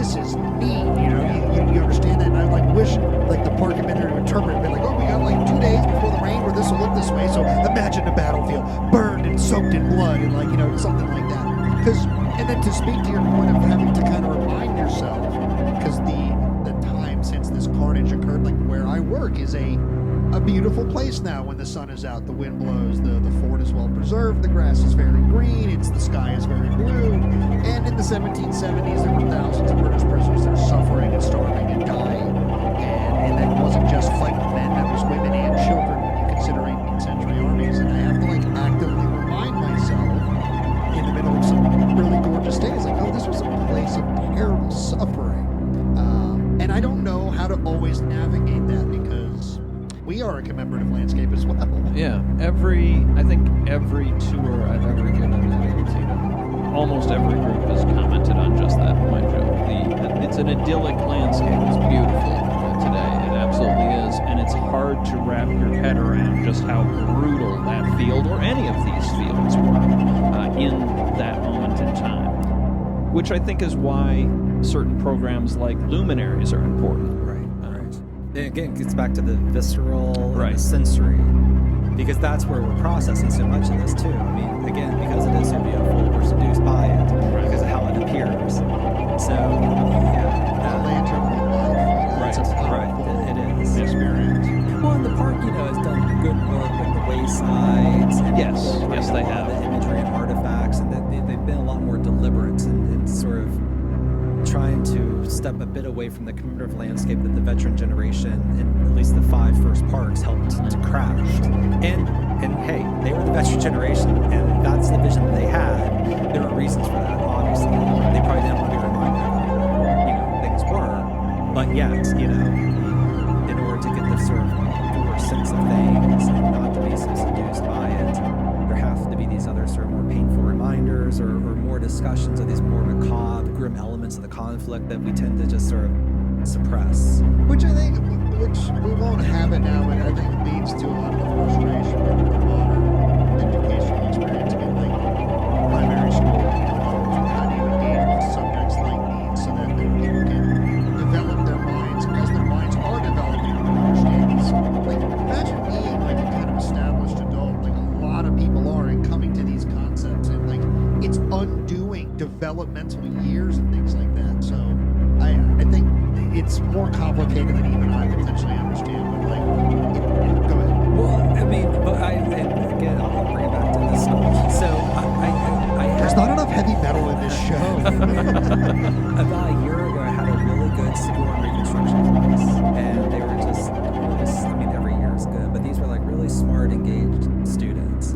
And I brought in, as is being displayed on the corner, they're this plastic skull.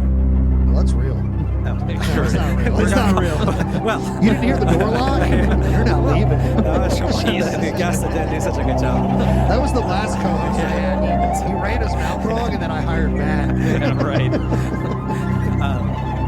And so I brought it in, and I did this blue thing because I just wanted to sort of work through with them. And these are all kids who are generally educated in public schools in West Virginia, and but didn't always have maybe some of the best educational opportunities, given some of the counties they're from, but just smart, engaged kid.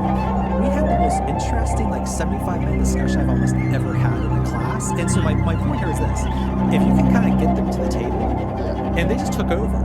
And all sorts of things started coming out about how, I had a number of students who collect yes, they do. We've heard the banjos in West Virginia.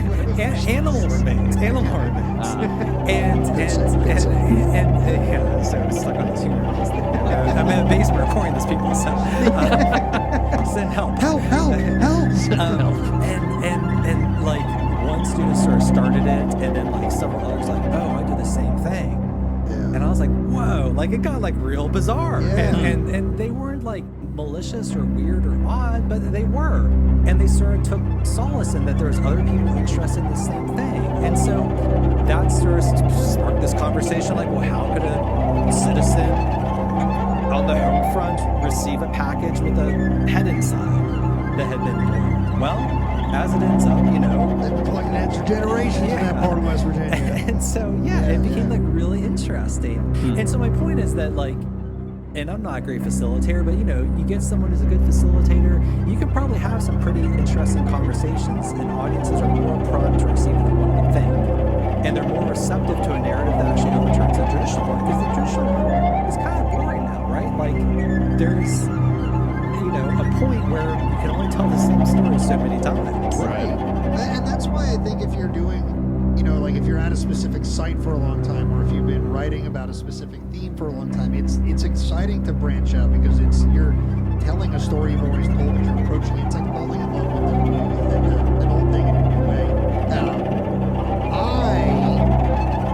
First of all, I'm resisting a very deep urge to just get into ripping on Appalachian people, because I love them, I work out there, but I very quickly learned, where I always thought there were two states of Maryland. There was the Eastern Shore, and then everything else. There are three, because Western Maryland is basically West Virginia on the Maryland side of the border, and they are very different people, which is why I was not surprised when you were we collect the bones. I was yeah, they come to me every day. Good salt of the earth. Good salt of the earth people. So I'm just fascinated by this, literally world-shaking thing I'm going through right now. As I'm going to go back through every interpretation I've ever heard, done, thought about, relative to the Civil War. I'm going to ask myself much bigger and broader questions about it and its impacts, and how I come to certain feelings I carry. It's where do I get this from? Is it a really nice image? Is it a really soft poem, or is it just this brutal photograph of this guy blown in half or bloated? I think the ones, honestly, that impacted me the most when I first started to realize this wasn't just the Ken Burns documentary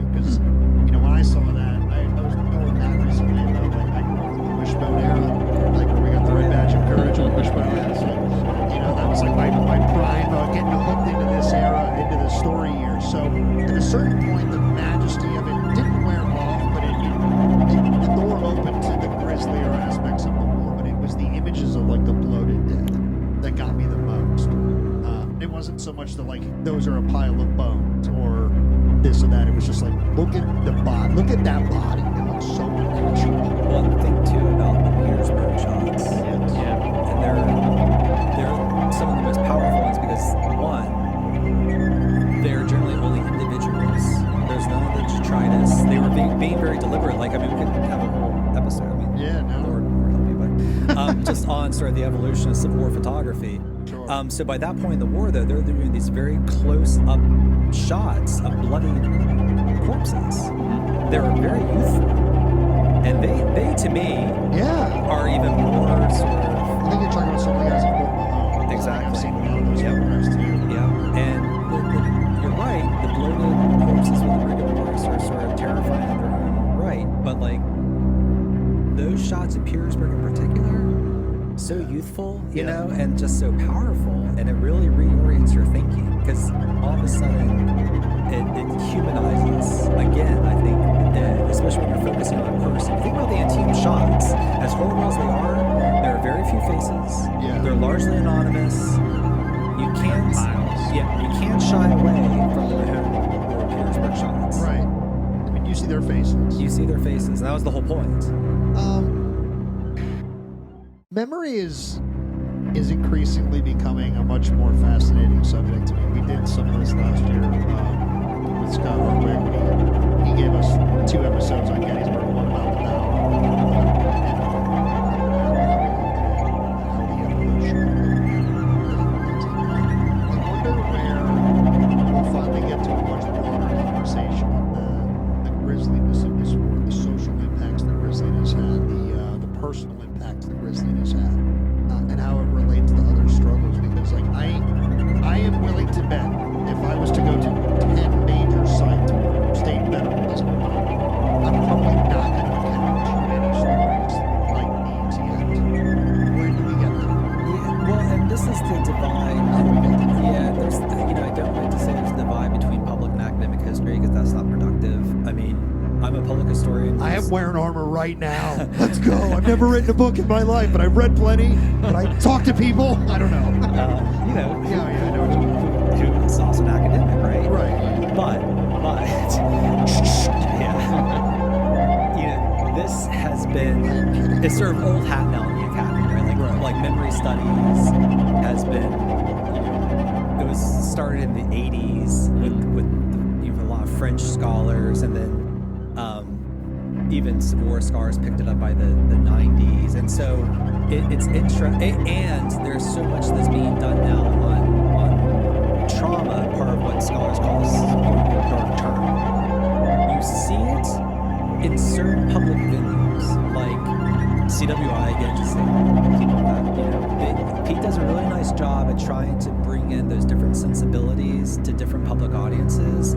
And I think there are some interpretive tours that are being done by national park rangers or historians at different cultural resource sites that are bringing in those layers. But the bulk of stuff that's being published by trade presses, they're being consumed by public audiences, are very specific, and this is an overgeneralization that's not fair, but they tend to be a little battle-focused or campaign-focused. They might give a nod, to the aftermath. I mean, I give Scott a lot of credit on Scott Hartwig on many fronts because he's an awesome person and a great historian, but, Scott was really attentive to the story of the aftermath as well, and the second volume of I Dread the Thought of This Place. That epic tome. Epic tome, and and I deliberately, someone asked me to review it, and I deliberately did so because I knew I would read every page. I'd probably read it anyway, but it would take me a long time. Right. And it was, but I got to that point where I was like, oh, what's he gonna do? And sure enough, he gave it due attention, and you really need that as part of the story. Now, he can't get into a huge thing about the memory of the battle, because that's a third volume, and I think Scott's done. But No, we start the movement now. Yeah, Maybe so- he is a man of the people. Yeah, Scott, if you're Learn. listening, you need to do the memory. Don't stop writing. Yeah. Set the journey. So it is interesting, but that's such a different story. And parks are slowly getting into that. Gettysburg's New Visitor Center, which isn't new now, but that makes me, when it was new, they, to their credit, got into that. Antietam has that very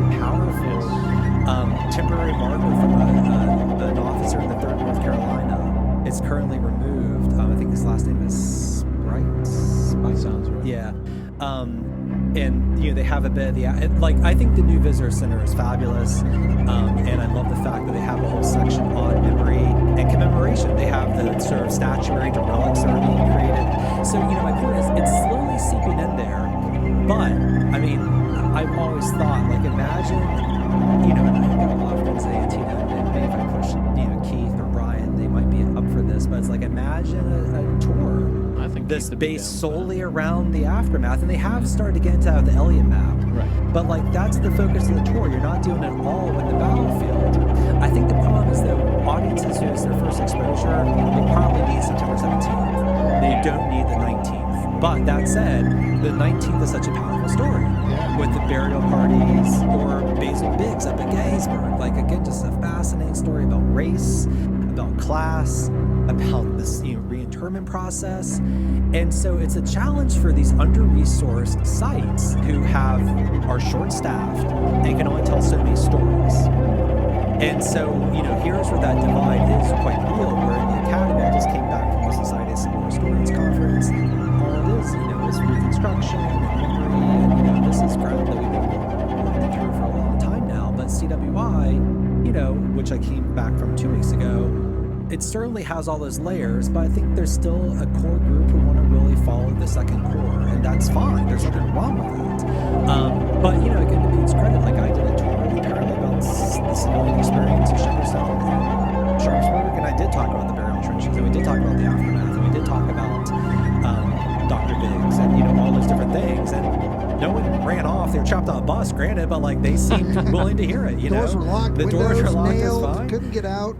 But I didn't talk a lick about the 17th or the 20th. The two battles. And I think that's because people are becoming more interested in the bigger stories, because I think they're finally realizing the stories were bigger than just the documentary of the battle they saw in school or the tour they went on that was limited to whatever that time. I think we're in an exciting interpretive moment where academia and public history are moving closer to each other, and I liked when you were like, I don't want to create the vision, because I was like, the people that are creating the vision are honestly trying to hold back a tidal wave at this point. I think it's becoming quickly futile, and it's honestly going to better everybody when you have, the deep thinking, written world and discussed, debated world mixing with we have to turn around and tell this story to people that are not spending that amount of time in the subject. So we have to all kind of convey this, and it's becoming a beautiful experience, because like, as a frontline interpreter myself, I can literally watch every day people have epiphanies just because I get to read this brilliant academic work and discuss it with people, and then turn around and pose a question, right? Like, our job is to inspire thought. We're not necessarily just standing out there going, no, you're wrong, right? Our job is to kind of like get them thinking about the subject, and I'm excited because I'm thinking about a subject I love right now, like in real time as we're recording, but it just made me realize, like, we have like secondary jobs. Like, you said we're in all these under-resourced sites, and yeah, that's like the story of everywhere in the history community is like we're understaffed, we're under-resourced. Our job is also, we have to inspire people with the storytelling we're doing right now so that they're interested enough to pursue it and become the next Jim Broomall or Matt Borders. Right, yeah, no, and I mean, Lord help you if you want to be me. It's a scary place in here. Basement especially. There's a ton of cool stuff in here. Yeah, sure. It's like, where's the clown? When's the clown here? There's no clowns here. Yeah, no, I think you're right. And, again, just to reference, I know we're supposed to be in October here, but, I mean, coming off of these summer conferences, it was exciting to see the synergy between public and academic historians at both conferences. And those are the two premier conferences for the Civil War world. CWI is every year, Society of Civil War Historians is every 2 years. But like, never before had I seen so many MPS folks at the Society of Civil War Historians. Never before had I seen so many panels or roundtables or discussions about public history. And those divides are just silly and useless. And again, it's easy for me to say that also in the Ivory Tower, and granted, we're not very well resourced these days either, and I have a lot more autonomy. I trap people for 50 or 75-minute blocks in a classroom. You know how to talk to people, though, and that's the thing, is like, you can do the academic thing, but you can also speak to people, and that's the problem. Yeah, well, I agree, and I mean, I think the thing I would say, though, is like, it's not easy. No. And,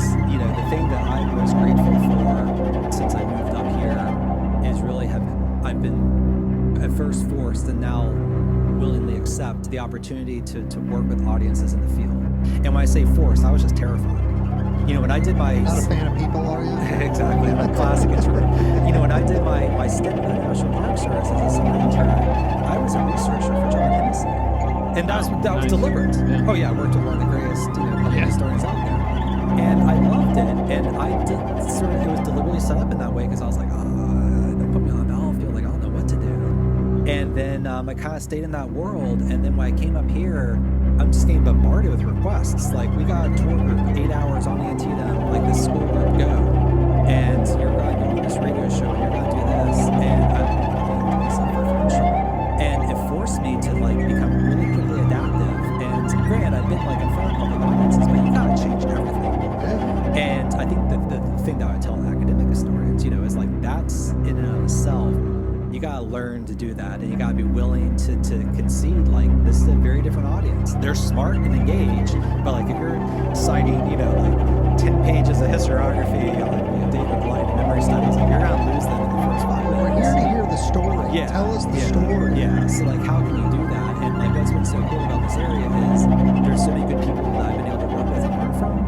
And the fact that I know Matt and I know you and I know Tom Clemens and Scott and like all these people, but also like Pete, like good academic historians who are doing this work. It's really nice that we have this big community here of people who are all sort of after the same thing.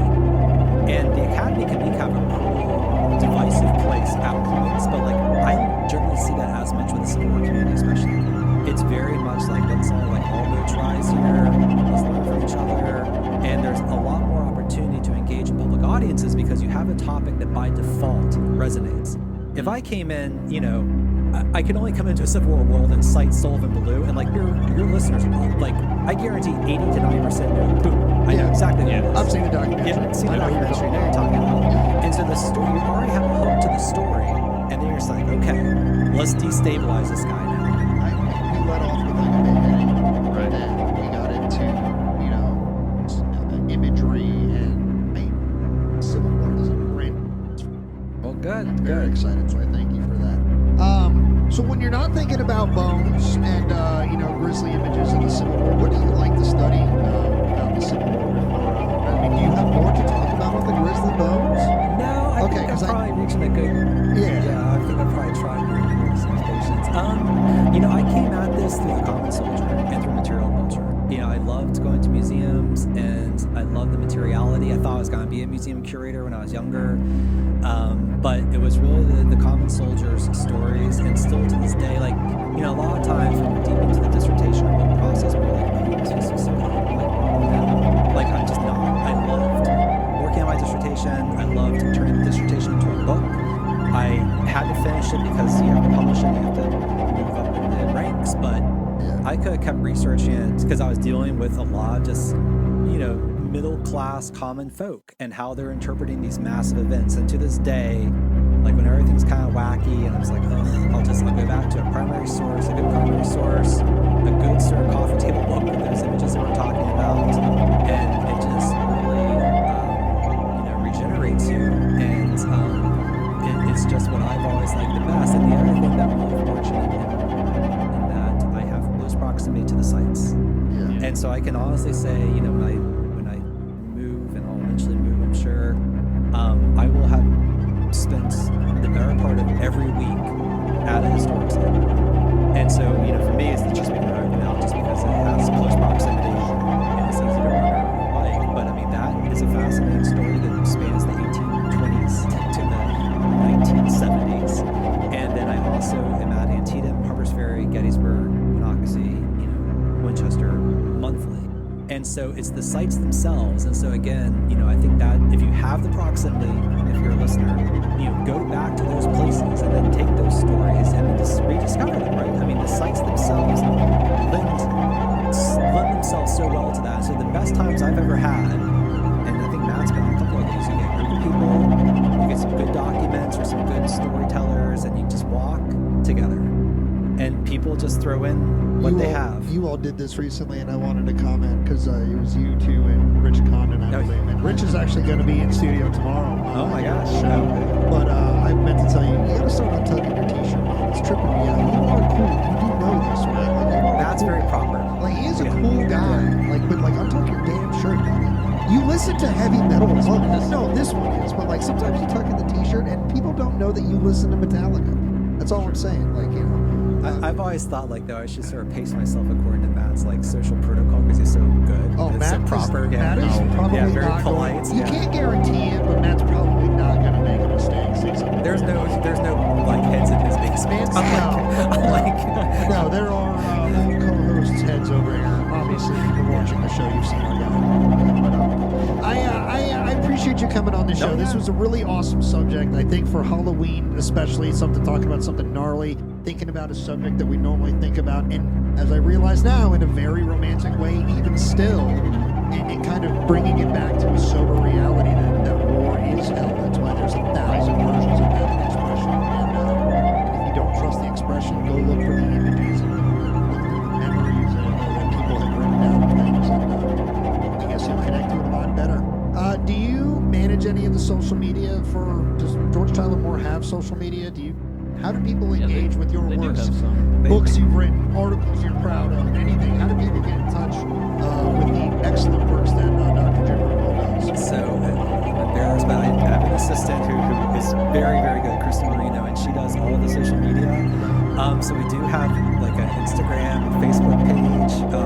I think if you search like GTM Center. Yeah. Sorry, this is how like inept I am. You can find it. But like more importantly, if you go through Shepherd University's main webpage, you'll see a tab for Support Center. That will be an entry point into all the things that follow. So like from there you can find the social media presence and so on and so forth. And so we have a physical location, 136 West German Street in the beautiful downtown of Shepherdstown. We're open Monday through Friday in the afternoons. And, you know, so yes, and we also do a lot of public programming. During the pandemic, we did a lot of virtual programming, but went back to in-person in 2022. And so if you're ever in the area, you know, definitely look up and see if you might hit us on like we're doing something. The beginnings of this discussion were published in an easy-to-access journal, which is called Commonplace, the Journal of Early American History. It's an online journal. It's written specifically for public audiences. So it's driven by narrative, not by argument. We actually, which is really unheard of, don't even include your footnote citations. So it's fully footnoted, and then during the editorial process, you synthesize all that into sort of a long resource at the end, and that's it. So that's unheard of in like academic journals. So again, the point is that like narrative carries a story. So I have a piece on Sullivan Ballew's bones in Commonplace. My sort of broader interest in macabre and grim things is a forthcoming book called Battle Pieces, The Art and Imagery of the Civil War Era. And my forthcoming, we're talking like 2026. Looking forward to it regardless. But my first book is Private Confederacies, The Emotional World of Sexmen as Citizens and Soldiers. I deal with certainly a lot of trauma in that book. So in that instance, I'm looking back to the words and the soldiers themselves, how they process the experience of death, violence, war, how it transformed them as men, how they related these stories to loved ones, how they were trying to understand the magnitude of what was happening. And so that in turn sort of sparked this interest, because when I was looking for a second project, all this stems back to Antietam, and this will be a nice closing point. Look, if you think you've ran long, you know, we've had some infamous. We've had some 4 and 5 hour bangers on this show. We had Avery Lentz give us 2 6-hour ones we had to break up. If you think you've ran long, my friend, you have not. But this has been great. Whatever our shows or whatever the guest wants to do. So this is the end of the train for you. So I'll give you the end of the train. So I worked with Keith Snyder, good mutual friend, and Dr. Kerry Jane. Did this big conference up at Antietam in 2018, and I tend to like kind of take the back seat, and I was like, you all do your things, like I don't really want to participate, but like you need to participate, you need to do a talk, because like all the big people do talks. I was like, okay, and I told Keith, I was like, oh, I'm gonna do something with James Jones. And he's like, oh, that's a good idea, and like not in a mean way, he's just like, no. He's like, what do you guys what do you guys say? And I was like, I was hoping you might be like, yeah. And he was like, he's like, of course, you know, I support whatever you decide to do, but that doesn't sound right. So I went over to the library, and that wasn't incredibly heartening either. guess there's not a lot of stuff. And then I found this old book published in the 70s by Freeman. It started to illuminate some of these worlds, and then the more you dig, there actually is quite a bit on him. The catalog that he published is out. Anyway, so that started to build into this really hyper focus for a while on visual culture and violence. And then the more I did that talk, I did it for like C-SPAN, a couple public venues, including the Antietam, and I got more and more feedback, and I was like, oh, I need to go back to material culture, like my first love. So I need to blend material and visual culture. And then it was like, oh, but I still have this passion for words. I need to. So anyway, so all that sort of started to get into this messy place where I've been for the past 2 hours with you all, where I'm trying to make sense of all of this. And so I'm trying to use different forms of evidence to like parse out these different representations of violence. But it all stems from the 2018 conference at Anti-National Health. I like to be blunt. It was one of my more like proud moments. I was in the visitor center at the theater. Where they showed the movies, and I was just like, it was pretty powerful for me. That's like awesome. I've been at a lot of places speaking for a lot of people, but I was like, this is like I was there as a kid, I mean, it was, I grew up, it's been 2.5 years in Cumberland, Maryland, and then I grew up in Delaware, and we were at Antietam all the time. Like I remember going to that theater, and it was like really heavy, like it was really heavy is the only way to describe it. And I love Keith. I think very highly of he and Brian and Jess no longer there, but that team, Olivia, and I was like, I'm with these people that I really, really think highly of, and Carrie and Pete, and I was like, and so that sort of became the foundation, and I've just been sort of in the weeds now for a couple of years with this. It's a very hard topic, and a lot of the evidence is hard to find. So sometimes when you ask those questions, there could be more stuff out there, and I'm still digging, but it's like, it's not very apparent. The digging's fun. Yeah, the research is the fun part. Yeah, well, and that's the final point, and that was true for the first topic too. I said, I want to look at post-war violence, post-war trauma rooted in wartime violence, and everyone said no. You're not going to be able to find that, and they were right. Like it took years, and then I'd find like one entry of a guy who said, I just woke up in the middle of the night with essentially night terrors. I tried to kill my dog, thinking it was a corpse, or something like that. So, and like the point is, like this stuff is out there, but it's very buried. So there's a reason for that. But I realize now that I'm benefiting from work that you and others like you have done in the past, just already looking at this news, because like I'm familiar with a few stories of traumas, but I'm like I think of them through like quick Google searches because people like looked into it for hours, weeks, days, years potentially, and it got that stuff ready for me to digest. So thank you. Well, yeah, and again, there's a lot out there, like Chamberlain's been the subject of a couple of really good articles and books. And so the point being is that you can even take familiar stories like Chamberlain. I mean, like everyone knows Chamberlain. We don't need to talk about Chamberlain. There's another biography out about him. Ron Weiss, and I'm with you. I'm a Colts Hill guy, not a little around top guy. So even the rehab, which is great, but like I'm a day one guy. I have fallen in love with Herb's Woods. That's kind of where I'm at. Same. Yeah. I mean, I'm day one in Colts Hill. But anyway, the point being is like you can even take a familiar story like Oliver Wendell Holmes Jr. or Joshua Lawrence Chamberlain, and you can re-examine it in a very productive way and find a lot of the stuff we've just been talking about: the materiality, the long-term trauma, the violence of the war, and there it is. It's just it took a different lens to look at an old figure, right? You had to look at an old figure through a new lens. That's a great way to put it. All right, before we get into the end of show wrap up here, most important question we're going to ask you this entire podcast, because it is Halloween, at the door, grab any candy you want. What is Dr. Broomall grabbing? Reese's Pieces. Good man. Acceptable answer. Acceptable. Acceptable answer. Well, I keep my head. Yes, you Reese will. is pretty much anything for We'll me. unlock the door for that one. Thank you. Thank so- you all so much. Yeah. So it's been an awesome episode. I love coming to the interesting, the weird, the dark, the scary, the horror movie nostalgia where we let off with this. Halloween is such a fun time of year for me. I do enjoy the romanticism of the fake spooky. Sometimes I don't want to be really scared, but this time I think I was a little bit. Sullivan Ballou was a very cool story that has now turned into something much darker. So look into this works. Look into other people doing work in this subject, and obviously wait for Dr. Broomall's book to come out. When it comes out in 2026 or I don't want to put you on the clock like that unless you have yourself. Does your publisher have you on the clock? They're very gentle about that. I've already missed the deadline, so at this point they're like, whatever. All right, well, we'll edit that part out. But when the book is out, I'd love to come back and talk to you about the book and talk to you more about this subject.